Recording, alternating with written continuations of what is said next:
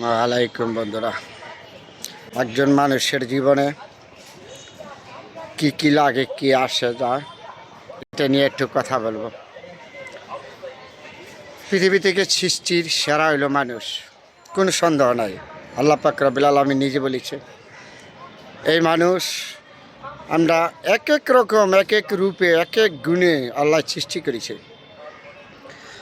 কাউকে কালো, কাউকে সুন্দর, কাউকে খাটো, কাউকে লম্বা, কাউকে অন্ধ, কাউকে লোলা, কাউকে ভালো, এগুলি সৃষ্টি করেছে আল্লাহ। একটি জানা বোঝার দরকার আমাদের আল্লাহ।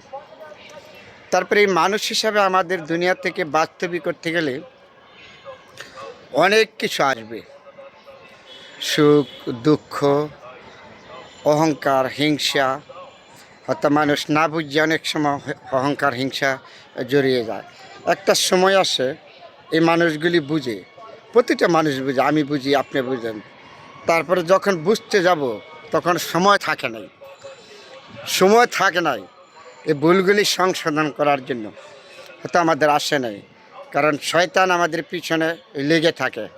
এই শয়তানের চক্রান্ত পুরো আমরা অনেক দুঃখ দুর্দশা আমাদের ভোগ করতে হয়। তাহলে প্রতিটি মানুষের জীবনে পরিবার, পরিজন্য, আত্মীয় স্বজন, এগুলি আপনার সর্বত্র বেশি গুরুত্বপূর্ণ।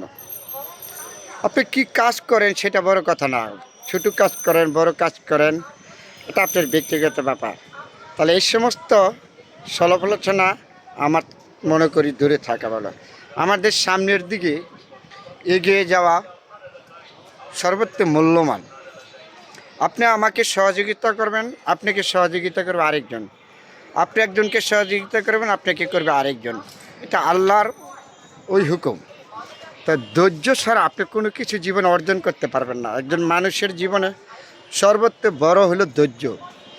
ধৈর্য যার মাঝে নাই, সে কখনো কোনো জিনিস অর্জন করতে পারে নাই। সেটা আমার মুখের কথা না, আল্লাহ পাক নিজে বলেছে। আসেন, আমরা যত ঝড় তুফান আসবে, যা কিছু আসবে, আমরা ধৈর্য সহকারে মোকাবেলা করব। তখন বাকিটুক দেখার মালিক একমাত্র আল্লাহ।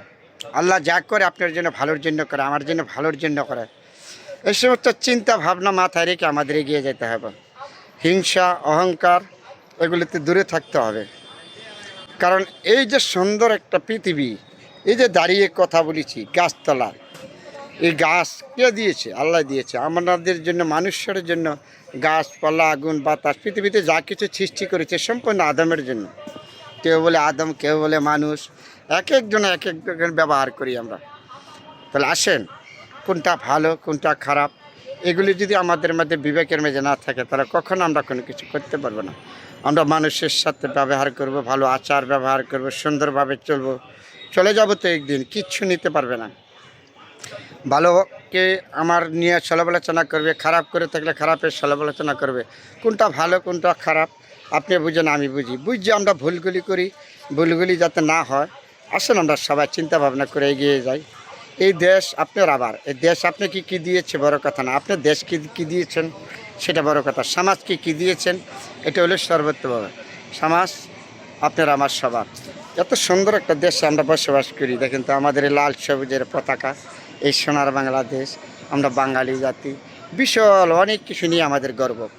এই গর্বগুলি যাতে আমরা ধরে রাখতে পারি, সুন্দরকে সুন্দরভাবে মিলেমিশে থাকতে পারি, এটা আপনার জন্য আমার জন্য মঙ্গলজনক। তাহলে আমি অনেকগুলি কথা বলেছি, কারো কাছে ভালো লাগবে, কারো কাছে খারাপ লাগবে। আমি যে সবার কাছে ভালো হবে এমন কোনো কথা না, ভালো মন্দ মিলে এতে জীবন।